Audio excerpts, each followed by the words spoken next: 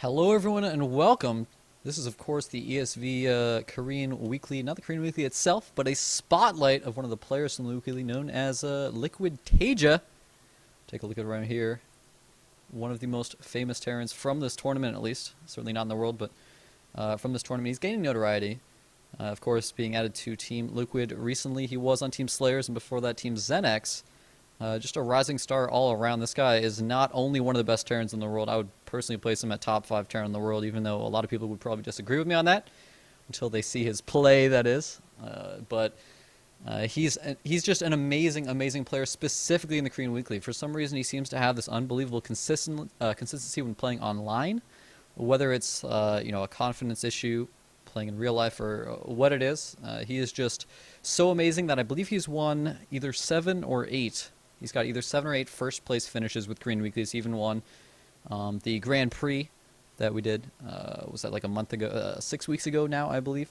So he's just unbelievably good. And that was actually a 4-0 final finish over none other than NSHS Jakji, a Code S champion Terran. So a 4-0, that's just, it really speaks to how ridiculously good it is. If you look at his records in some of those finals, it's always like 4-0, 4-1, 4-1, 4-2, 4-1, 4-0. It's unbelievable how consistent this guy is. So to be able to watch him and just get some access to some replays of him is something I'm really excited about. I can't wait to get jumping into these games.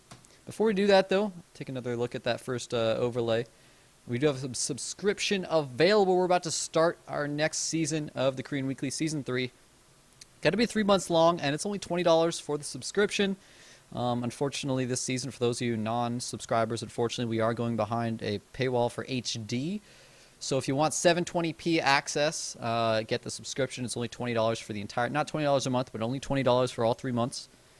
You not only get the early VOD access, but replays. Oh my God! If you want to have replay access like this, to be able to see these sick games and learn from the Koreans, copy their builds.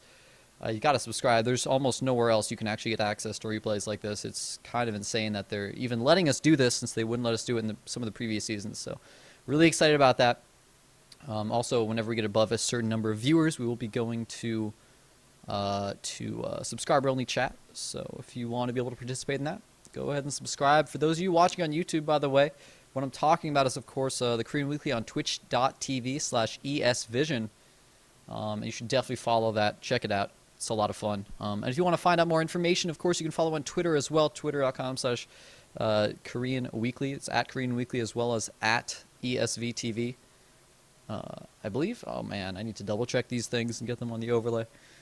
But that's why it's the first tentative cast, and I'll get smoother as we go into more YouTube casting. I'm not used to doing recorded casting, as you guys are able to tell now. I do everything live usually. So let's jump into this game, get it started. It's just going to be the first replay in the series.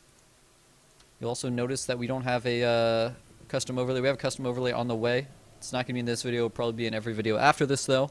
Or maybe I'll go ahead and delete this and recast it or something. Who knows? But Fernando's working hard on that right now. Stereo DVT. Check him out. Does awesome graphics work. As you can see, we got some of these sleek new graphics.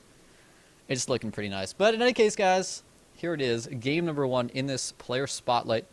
Between TaeJa here as our red Terran in the top red position. He's going to be who we're focusing on just a little bit more than normal. I'm just going to go ahead and cast this as a regular game, from kind of both perspectives. But I don't know who our Zerg player is. He's just a barcode, so I don't really know who he is, so I can't really talk about that. I'm just going to refer to him as the Zerg for the rest of the cast. By the way, for any of you viewers out there that are concerned or confused as to why this player has a barcode for his name, it's just a little trick that sometimes Koreans will do. Top Koreans, that's how you know this guy's a pro, but, I mean, by looking at his play. But, top Koreans will go ahead and make their name a series of L's and capital I's of various combinations so that people can't look them up on ladder. People don't know who they are. So let's say this was, for example, Dong Raegu, which it probably isn't, but let's say it was. He wouldn't want people to play games against him. No, it was him. Save the replay, upload it to some website or something, and then all of a sudden everybody knows that build from Dong Raegu, and they can counter him in tournaments. So that's why some players will go ahead and use that barcode when they want some anonymity on the ladder. Looks like we're going to see a drone scout just a little bit over to maybe some common locations. He's seen TaeJa proxy in the past, perhaps, or just common locations for proxies on this map. And he's going to go for the hatch first. Interestingly enough, he went 10 Overlord with no Extractor Trick, which is not something we see top Zergs doing very often. They'll either 9 Overlord or 10 Overlord and Extractor Trick just to have a little more efficiency and not sit on 3 Larva for a moment. But it's no big deal. Little tiny things like that probably won't end up affecting the game. TaeJa, though, is going to be going for a Gasless expansion. So he'll just be going for an Econ heavy build, which is something he's really known for. He loves his economy. We've even seen him hold a Command Center first against a 6-pool on Daybreak. So he's certainly very comfortable with early command centers. This one will be after his barracks just to be a little bit safer. This is a pretty close distanced map. But nonetheless, it will still be a macro heavy build. Look at that, dropping the command center on the low ground. So confident. Does the drone see it? Yes, the drone saw it go down. He's checking to see if he's going to see double gas go up, but he wasn't there long enough to be able to see that. We do see gas mining, though. So unlike many Zergs nowadays who actually just go quad queen to deal with the possibility of Hellions and get a lot of creep spread set up, it looks like we are going to be seeing speed come out from this Zerg. So, you know, he'll be using that to deal with early Hellion pressure, take some map control as well. We'll have to see if he continues mining gas. For now, he's pulling off 2. All right, so he's going to leave 1 drone on. He could...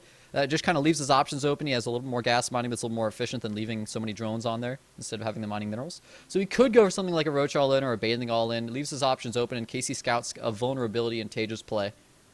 But it's pretty economical, and he's able to just mine a lot of minerals. Just going to pump out quite a few speedlings. And oh, we're going to see a 4 racks out of TaeJa. TaeJa is a player who's really known for his Marines. Not only his Marine control, he has some of the best Marine control in the world. Really rivals even that of Marine King. But he also has some of the best macro in the world. Even top Code S champions like Pult, for example, when you compare replays, you can really see that TaeJa has macro that just does not slip. He never stops producing Marines. It's kind of ridiculous. We are going to see double gas transition after that, but going 4 racks before any gas instead of a more standard build like 3 racks gas, just means that he's going to be pumping out tons and tons of Marines, perhaps going for some early pressure with that. And it's a power build. That's what it's usually referred to. You're powering out tons and tons of Marines.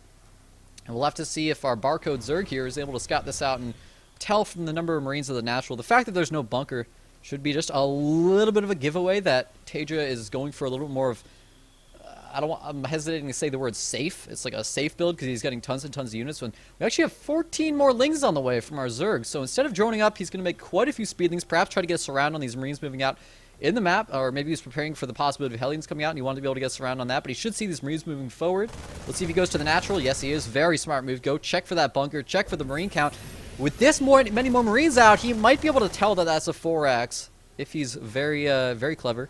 But he's going to go for the surround before the bunker's done. Nice timing, just a couple seconds before that bunker's about to complete. That's a lot of surface area, so TaeJa's taking a lot of damage, losing a lot of these Marines, but all the Lings will go down. Actually, 3 still alive, going to wreak just a little bit of havoc in the mineral line. But mostly just get scouting information, pick off, the Marine count. When you're going for 4 racks, you're really trying to buffer up that Marine count, and Marines are one of those ranged units that they benefit from higher numbers. So you really reach that critical mass. So picking off a couple of Marines that early on, that's an excellent trade. Excellent trade for our Zerg. Let's get our units lost tab. He was a little bit more inefficient, but Lings aren't that big of a deal to Zerg players. Marines are a little bit more important. So he should be fine. Combat Shield Stim starting at the same time here for TaeJa with that double gas. So no factory just yet. He is at 150 gas though. There it is. Okay, he's going to put that down. Looks like he will just be going for the standard Marine tank strategy here. No eBays. There we go. 1 eBay on the way, so no double eBay. None of that shenanigans. We still don't see gas 3 or 4 on the way.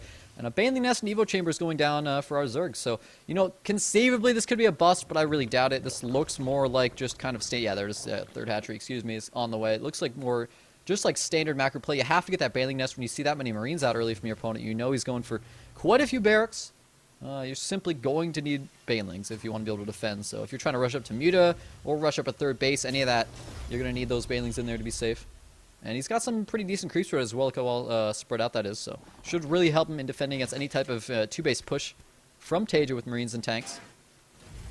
Oh, he's not actually rushing up tanks. He's going to be rushing out medevacs. So dropping that reactor in that starport, he's just going to rush out double medevac. A very smart move when you're open 4 racks because you have a very high Marine count. And when you have Marine control like TaeJa does, you don't necessarily need tanks to deal with Banelings. You can snipe them as they're coming in. You can split your Marines very efficiently.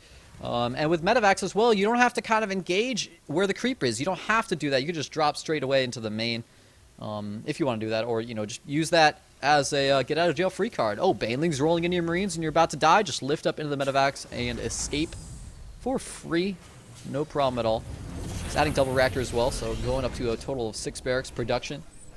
Keep your eye on that production tab, by the way, on the Marines in production whenever you want to just convince yourself of how good TaeJa is.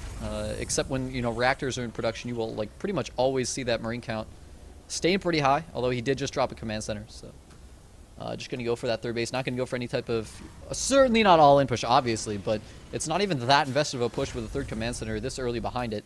I love this Zergling placement from this Zerg player. He's got Lings, Overlords everywhere. Look at his map vision. Unbelievable how much vision he has. He will see dropships coming from almost anywhere. Excuse me, medevacs coming from almost anywhere on the map. And that'll just allow him to react very, very efficiently. He does have a couple Banelings at home. Not that many, so he's going to have very good control. Very good positioning if he wants to actually engage onto those Marines, but there is a lot of great creep spread.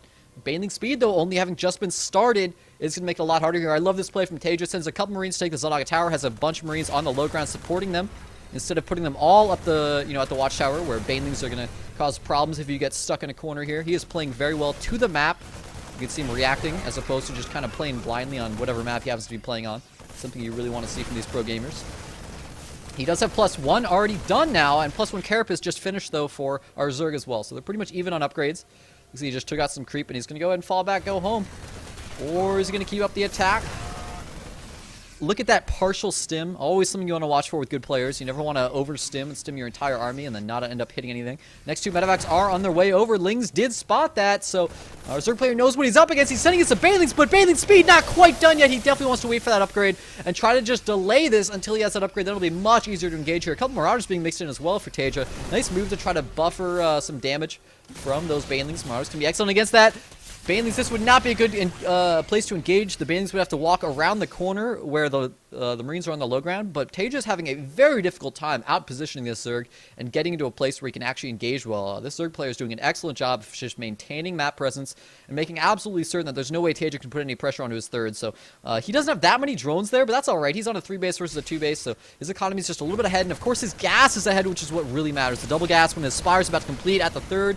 He's going for that Muta style. He's not going into the Infestor style like so many Zergs are doing nowadays in CVTs. Instead, going for the older style of Lingbane Muta, which can be excellent for denying drops, can be excellent for map control, but requires just unbelievable control. You have to be so careful with your Mutalisks. And it looks like TaeJa, interestingly enough, not going to take the kind of natural third that most people end up taking on this map. Instead, going to try to take the 3 o'clock, but a Ling is going to go ahead and block that.